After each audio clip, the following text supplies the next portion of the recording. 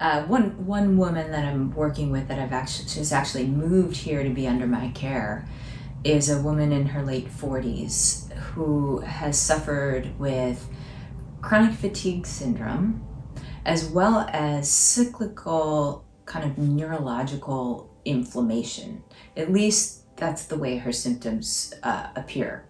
She'll go into bouts of just incredible head pain, and her head feels hot and inflamed, and sounds feel too loud, and lights are too bright, and stimuli from the environment, even when people are talking, can be too much for her.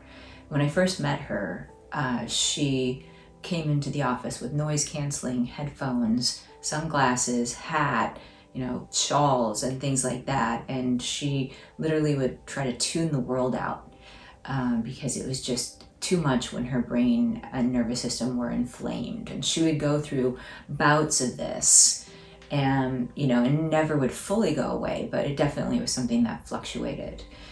And she was weak and fatigued.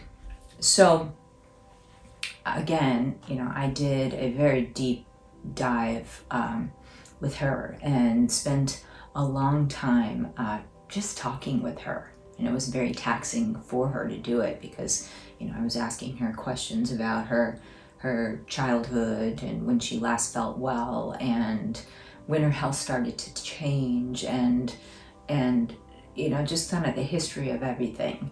And I noticed that her health kind of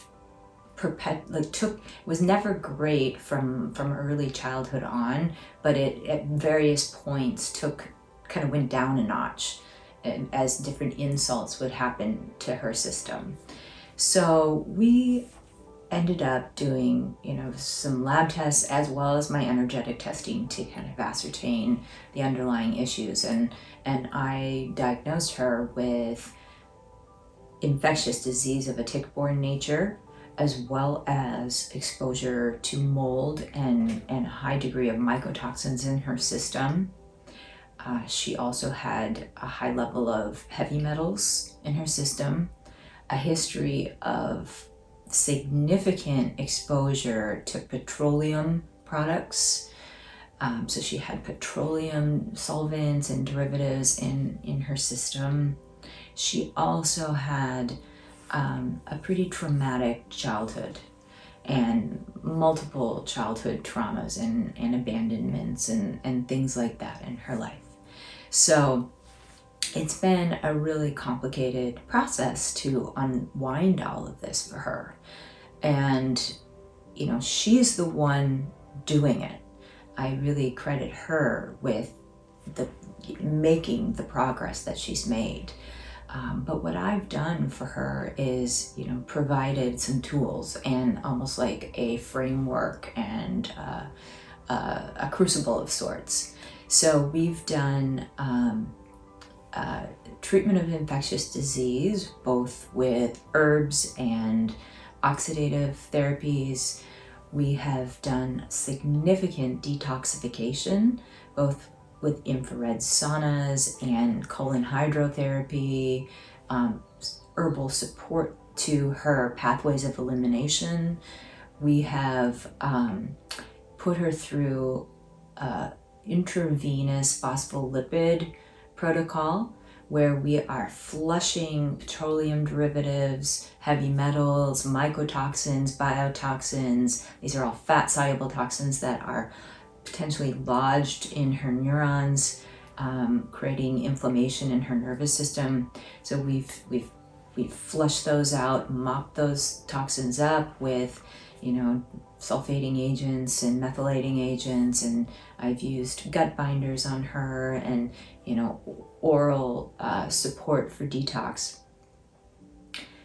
And we've also worked together quite a bit on clearing trauma and clearing the dissonant energetic signatures of traumatic experiences.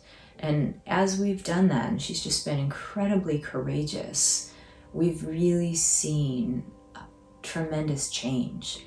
And this is not something that's happened overnight. This is something that we've been working on for a while. I think it takes a lifetime to kind of accumulate all of these insults and all of these things, and it can take not a lifetime by any means, but sometimes a year or a couple years to unwind this. So that's where we're at. She's doing incredibly well, and it took this multifaceted, comprehensive approach to actually make a dent in her situation. But now she's not completely out of the woods, but she's well enough to actually think about her future and how she wants to express herself and live her dharma, and she's already begun giving back. She's helping people that are not quite as far along on their health healing journey, and really serving as an inspiration to others. It's a beautiful thing to watch.